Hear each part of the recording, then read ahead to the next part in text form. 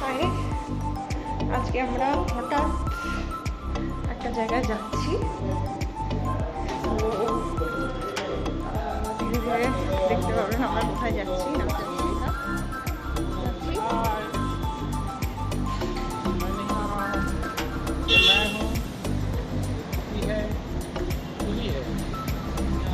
ये हम लोग का गाड़ी आ गया है।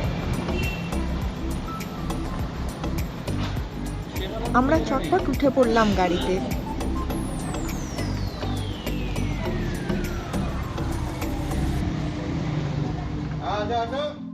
We are going on trip.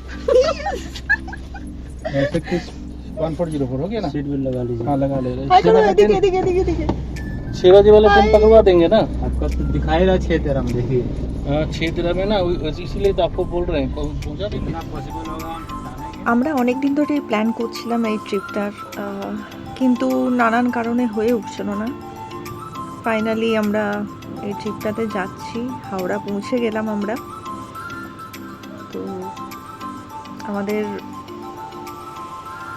Journey শুরু হলো। হাওড়ায় পৌঁছে আমরা তাড়াহুড়ো করে ঢুকলাম ভেতরে।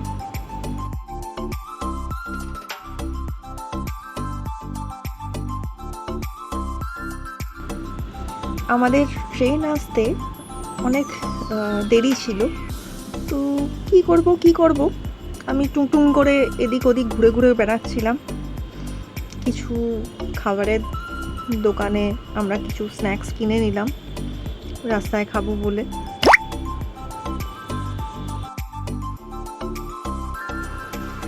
এই ক্যান্ডিগুলো দেখে ভীষণ লোভ হচ্ছিল। খুব সুন্দর সুন্দর কিউট ক্যান্ডিজ, আর দেখে খুব ভালো লাগছিল, কিন্তু আর কিনলাম না।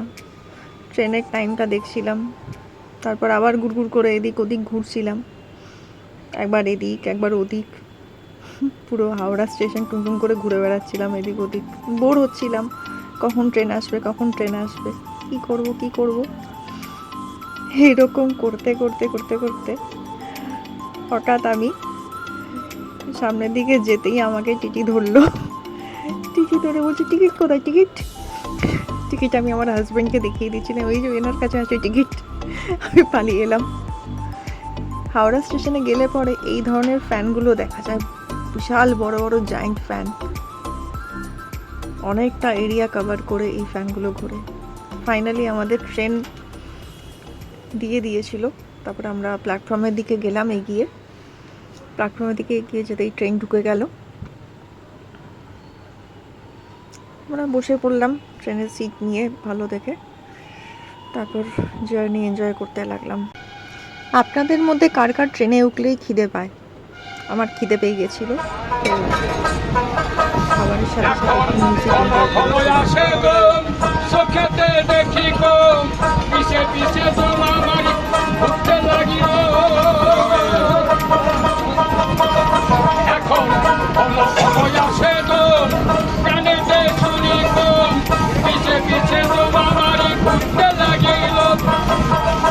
এই বাউল গান শুনতে শুনতে আমরা আমাদের ডেস্টিনেশনে পৌঁছে গেলাম, নবদ্বীপ ধাম।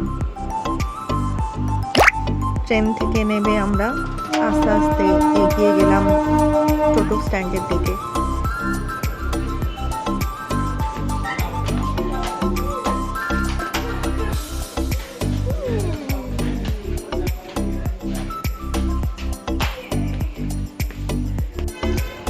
ওভারব্রিজ থেকে নবদ্বীপ স্টেশনটা খুব সুন্দর লাগছিল দেখতে। তারপরে টোটোতে চেপে আমরা ঘাটের দিকে এগোতে লাগলাম।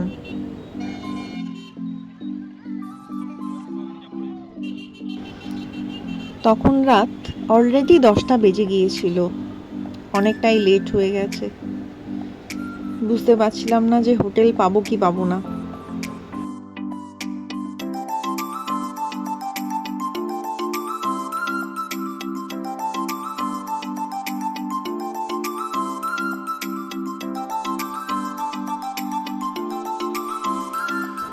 নদীতে জল খুব বেশি ছিল, স্রোতও খুব ভালো ছিল সেদিন। এই দিনকে জন্মাষ্টমী ছিল। তার জন্য একটু লোকজনের আনাগোনাও বেশি ছিল। আমাদের আগে থেকে কোনো হোটেলের বুকিং করা ছিল না, তাই টোটোলাকেই বললাম আমাদের কোনো একটা ভালো হোটেলে নিয়ে যেতে। যেই হোটেলে নিয়ে গেছিল তার সামনে এই মন্দিরটা ছিল, ভীষণ সুন্দর একটা মন্দির। আর আমাদের হোটেল এইটা, হোটেল সোনার তরী। তারপর আমরা সকালবেলা বেরিয়ে পড়লাম আসল মন্দিরের উদ্দেশ্যে। খুব সুন্দর একটা পরিবেশ টোটোতে করে, হোটেল থেকে খুব একটা দূর না। এই হলো মন্দির।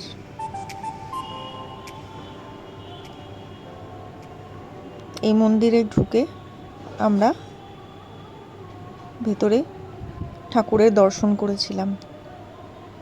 খুব ভালো লেগেছিল, ভীষণ সুন্দর একটা পরিবেশ। ভেতরে, মন্দিরের ভেতরে তো মোবাইল ব্যবহার করা নিষিদ্ধ ছিল, তার জন্য ঠাকুরের দর্শন আমি করাতে পারলাম না, কিন্তু বাইরে ছবি তোলা যায়, বাইরে ছবি তুলতে দিয়েছে। আমি আর আমার বান্ধবী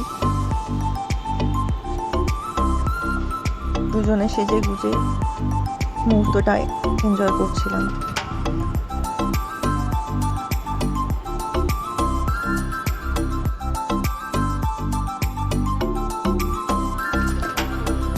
তারপর ঠাকুর দর্শন করা হয়ে গেলে আমরা কৃষ্ণনগর হয়ে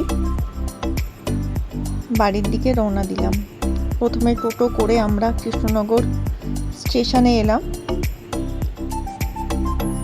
সেই স্টেশনে আস্তে আস্তে আমার হাজবেন্ডের ইঞ্জিনিয়ারিং কলেজ, কৃষ্ণনগর কলেজ, ওটাকে দেখলাম।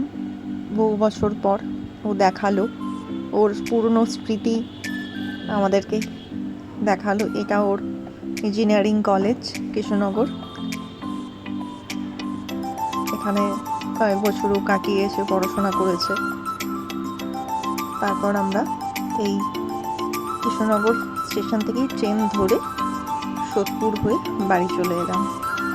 এই আমরা তিনজন। Thanks for watching.